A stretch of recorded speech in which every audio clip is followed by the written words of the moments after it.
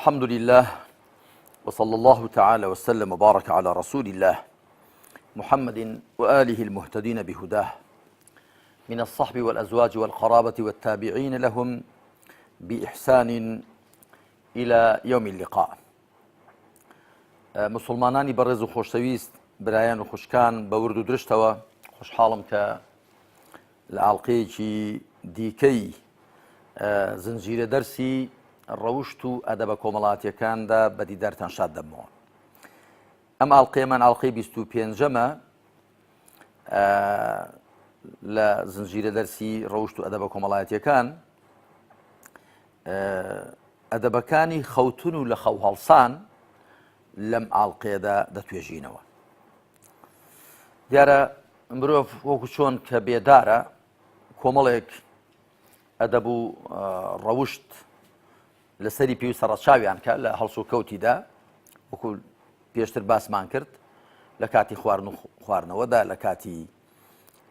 بەرگ و پۆشاک پۆشیندا، لە بەر و مەجلیسدا، لە بەڕێگەدا ڕۆیشتندا، لە چاکوچۆنیدا تا کۆتایی. بە هەمان شێوەش بۆ کاتی خەوتن و شوێنێتی خەوتن و هەروەها دوایی کاتی لە هەڵسانیش بێداربوونەوەش دیسان هەندێک ڕەوشت و ئەدەب هەند پێویستە ڕەچاویان کە. ئاماژە بەوە دەکەین کە خەوتن برا خوشکانی مسلمان، نووسن، خەوتن نیعمەتێکی زۆر گەورەی خوای پەروەردگارە لە ژیانی بەشەردا. لە چەند شوێنێک خوا سوبحانەهو وتەعالا لە قورئاندا ئاماژەی پێداوە بۆ وێنە لە سوورەتی نەبە ئایەتی 9 دا دەفەرمێ وجعلنا نومكم سباتا، و خەوتنی ئێوەمان جێراوە بە مایەی پشودان. خۆی سەبت بە معنای قەتع دێ، سوبات واتە سرەوتن، پشودان، ئیسراحەتکردن، حەسانەوە. لە حاڵەتی خەوتندا جەستە زۆر ئیسراحەت دەکا، خانەکان تازە دەبنەوە، ڕوح ئیسراحەت دەکا و ڕوح دەرفەتێکی باشی بۆ دەڕەخسێ کە بە شێوەیەک لە شێوەکان لە جەستە دوورکەوێتەوە نەک لێی بپچڕێ. هەر بۆیە لە کاتی خەوتندا مرۆڤ خەون دەبینێ و دەگونجێ کۆمەڵێک ڕاستی بۆ دەرکەون کە لە حاڵەتی بێداریدا نایانزانێ. بە تەماشای چەند فەرمایشتێکی پێغەمبەر بکەین صلی الله عليه وسلم چۆن بۆمان باسی چۆنێتی خەوتن و لە خەو هەڵسان دەکا. يكميان عن البراء بن عازب رضي الله عنه قال كان رسول الله صلى الله عليه وسلم إذا أوى إلى فراشه نام على شقه الأيمن وقال اللهم أسلمت نفسي إليك ووجهت وجهي إليك وفوضت أمري إليك وألجأت ظهري إليك رغبة ورهبة إليك لا ملجأ ولا منجى منك إلا إليك آمنت بكتابك الذي أنزلت وبنبيك الذي أرسلت. أما بخاري بجمار 6315 هناويتي. واتە پێغەمبەری خوا صلی الله عليه وسلم کە دەچۆ سەر جێگەکەی لەسەر لای ڕاستی دەخەوت و دەیفەرموو ئەی خوایە خۆم بە تۆ سپارت، ڕووی خۆم لە تۆ کرد، کاری خۆم عایدی تۆ کرد، پشتی خۆم بە تۆ بەست، بە ئارەزومەندانە و بە سام و هەیبەت لێکردنتەوە هیچ پەنانین و هیچ شوێنی دەربازبوون نییە لە تۆ مەگەر بۆ لای تۆ. بڕوان بەو کتێبە هێناوە کە داد بەزاندووە و بۆ پێغەمبەرت کە ڕەوانەت کردووە. ئەنجا فرمودەی دووەم هەر لە عن البراء بن عازب قال لي رسول الله صلى الله عليه وسلم إذا أتيت مضجعك فتوضأ وضوءك للصلاة ثم اضطجع على شقك الأيمن فقل، وذكر نحوه وفيه واجعلهن آخر ما تقول. بخاري بجمار 6311 مسلم بجمار 2010 هنا ويانا. براء كري عازب خوالي رازي بدله پیغمبري خوا صلى الله عليه وسلم بي فرموم اگر شوێنی خەوتنت وەکو دەستنوێژێک کە بۆ نوێژ دەیگری ئاوا دەستنوێژ بگرە، دوایی لەسەر لای ڕاستت پاڵکەوە و ئەو دوعای کە لە فەرمایشتی پێشێدا هات فەرمی ئەوە بڵێ و ئەوەندەشی لێ زیاد کرد لو الرواية أوش زيادة كراوة واجعلهن آخر ما تقول با أم وشانة كديان لي دوا وشد بن كديان لي واتب ذكر كان ديك بيشتر بخوينا شكو هندي ذكري ديكش هن بوينا سيجار سورة إخلاص وفلق وناس بدوايك دا بخويندرين وهروها آية الكرسي بخويندرين وسي آية كي كوتاي سورة البقرة بخويندرين بلان بعد دوا قصد أو قسانة بن كلو فرمايش تدهاتون فرمايش تيجكنا لو باروا كان النبي صلى الله عليه وسلم إذا أخذ مضجعه من الليل وضع يده تحت خده ثم يقول اللهم باسمك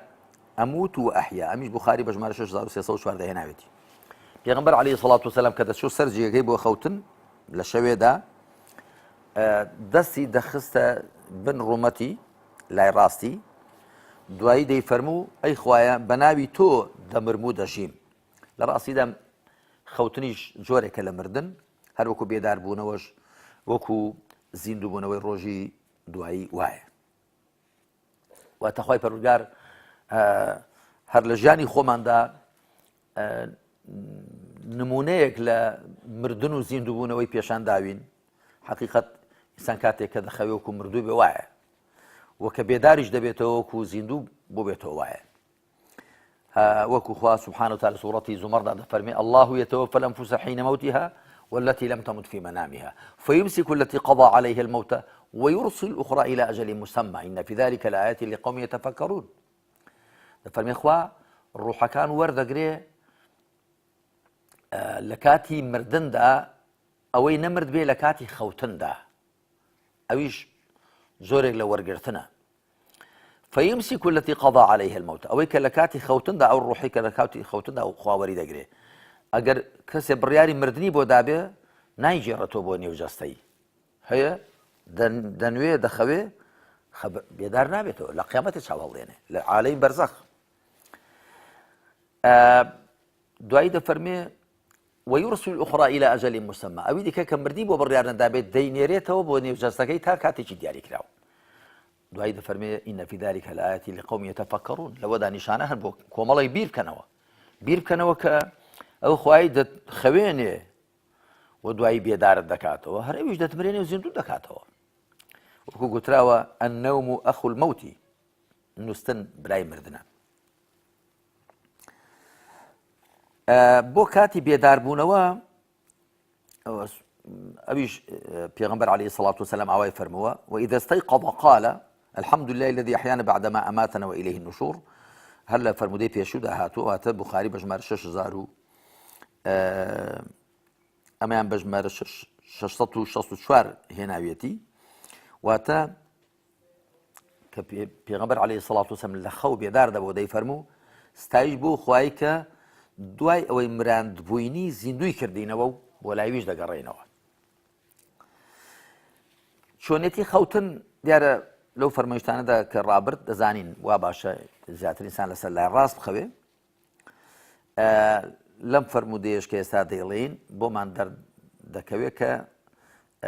لەسەر ورێک خەوتن لەسەر سک خەوتن باش نییە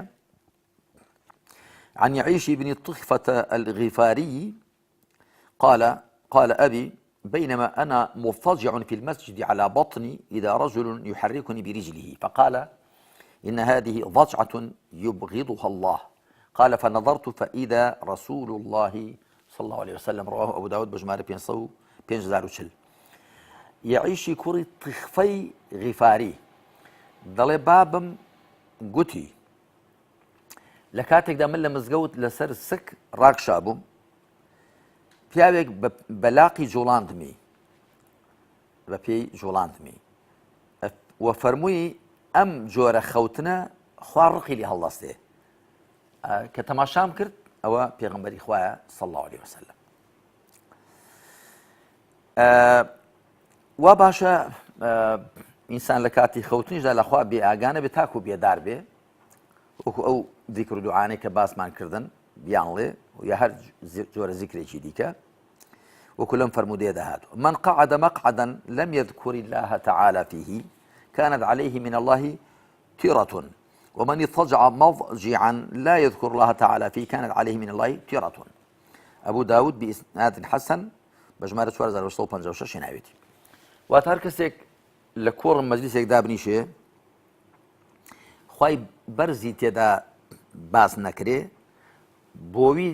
بە گوناح و نوقسانی لە قەڵەم دەدرێ بە کەم تەرخەمی و هەر کەسێک ڕابکشێ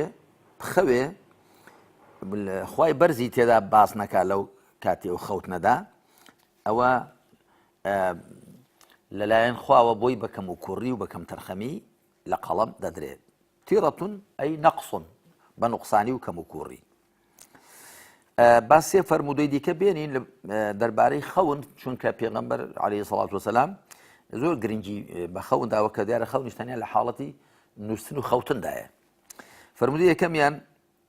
پێغەمبەر دەفەرمێ عەلەیهی سەڵات وەسەلام الرؤيا الحسنة من الله والحلم من الشيطان فمن رأى شيئا يكرهه فلينفث عن شماله ثلاثا وليتعوذ من الشيطان فإنها لا تضره. ئەمە بوخاری بەژمارە 6905 و مسلیم بەژمارە 2261 هێناویانە. پێغەمبەر دەفەرمێ عەلەیهی سەڵات وەسەلام خەونی باش لە خواوەیە و زڕەخەون حلم واتە زڕەخەون یا خەونی تێکەڵ پێکەڵ یا خەونی ناخۆش لە شەیطانەوەیە. هەر کەسێک لە خەونی داشتێکی بینی پێی ناخۆش بوو بە سێ جار تف لە لای چەپی بکە. دیارە نەک تفی وەکو بوساق بەڵام وەکو بڵێ جۆرێک لە فوو ئاوا لە لای چەپی بکە سێ جار و بە پەنا بێتە بەرخوا لە شەیطان بڵێ ئەعوذ بالله من الشیطان الرجیم. ئەو کاتە ئەو خەونە ناخۆشی بینیوەتی زیانی پێناگەیەنێ و واش باشە ئینسان خەونی ناخۆشی بینی نەیجێڕێتەوە. فرمودەیەکی کە لەبارەی خەونەوە پێغەمبەر دەفەرمێ عەلەیهی الصلاة والسلام لم يبقى من النبوة إلا المبشرات قالوا وما المبشرات قال الرؤيا الصالحة. ئەمیش بوخاری بەژمارە 6990 هێناوێتی. واتە لە پێغەمبەرەتی یعنی وحی پەیوەندی لەگەڵ خوا پەیامی تایبەتی خوا هاتن تەنیا دڵخۆشکەرەکان ماون. گوتیان دڵخۆشکەرەکان چین؟ فەرمووی خەونی باش. خەونی باش جۆرێکە لە وحی بەڵام دیارە پابەندکەر و مولزم نییە بۆ کەس بەڵام بەرچاوڕوو نییە بۆ خاوەنەکەی بە تایبەتی ئەگەر خەونە پێغەمبەری خوای تێدا بێت صلی الله عليه وسلم کە لە فەرمایشتی دیکەدا هاتوو دەفەرمێ شەیطان نایەتە سەر شێوەی من رآني في المنام فسيراني إنه لا يتمثل الشيطان بي. بە بێژەی دیکەدا هاتووە من رآني في المنام فقد رآني إنه لا يتمثل الشيطان بي. هەر کەسێک لە خەودا منی بینی ئەوە دەمبینێ واتە لە بەهەشت دەمبینێ یاخود بە ڕیواتەکەی دیکە هەر کەسێک لە خەوندا منی بینی ئەوە بە دڵنیایی منی بینی وە چکە شەیطان نایەتە سەر شێوەی من. کۆتا فەرموودە لەو بارەو کە دەیهێنین پێغەمبەر دەفەرمێ عەلەیهی الصلاة والسلام إذا رأى أحدكم رؤيا يحبها فإنما هي من الله تعالى فليحمد الله عليها وليحدث بها وفي الرواية فلا يحدث بها إلا من يحبه وإذا رأى غير ذلك مما يكره فإنما هي من الشيطان فليستعذ من شرها ولا يذكرها لأحد فإنها لا تضره. بخاري بجمارة 6995 ومسلم بجمارة 2269 هێناویانە. پێغەمبەر دەفەرمێ عەلەیهی الصلاة والسلام هەر کامێکتان خەونێکی بینی حەزی پێی بوو پێی خۆش بوو ئەوە لە خوای بەرزەوەیە باستایشی خوای لەسەر بکاو و با بۆ کەسێکی بژێڕێتەوە کە خۆشی دەوێ لە ڕیواتێک با تەنیا بۆ کەسێکی بژێڕێتەوە کە خۆشی دەوێ نەک بۆ کەسێکی دڵ نەخۆشی کە حەسوودی پێدەوا ڕقیلەتی و ئەگەر جیا لەوەی بینی واتە شتێکی بینی کە پێی ناخۆش بوو حەزی پێ نەدەکرد ئەوە لە شەیطانەوەیە با پەنا بەخوا بگرێت لە شەڕ و خراپەی ئەو خەونە و با بۆ کەسیشی نەجێڕێتەوە زیانی پێناگەیەنێ دڵی خۆی لەسەرەوە بچەسپێنێ کە قازانج و زیان هەمووی بەدەستخوای پەروەردگارە و با دڵی خۆی پێوە شۆش نەکاو خۆی پێوە ناڕەحەت نەکە ئەگەرنە ئامانجەکەی شەیطان دێتە دی. شەیطان بۆیە لە خەون داشتی ناخۆشت پێشان دەدا بۆی سەرقاڵت کا و دڵت مەشغوڵ کا و دڵت پڕکە لە خوتە و خەیاڵی خراپ کە تۆ لە دڵی خۆدا زۆر هێنات و برد و حسابت بۆ کرد ئەوە معناوە ئامانجی شەیطان هاتووەتە دی. خوا بە لوتف و کەڕەمی خۆی ئێمە لەو کەسانە بجێڕێ کە لە کاتی خەوتن و بێدار بوونیشدا و لە کاتی خەوبینینی جا چه خەونی چاک چی خراپ بەو ئەدەب و ڕەوشتە بەرز و جوانانە مامەڵە بکەین کە خوا و پێغەمبەری خوا عەلەیهی سەڵات وسەلام فێریان کردوین. صلى الله على محمد وعلى آله وصحبه أجمعين والحمد لله رب العالمين.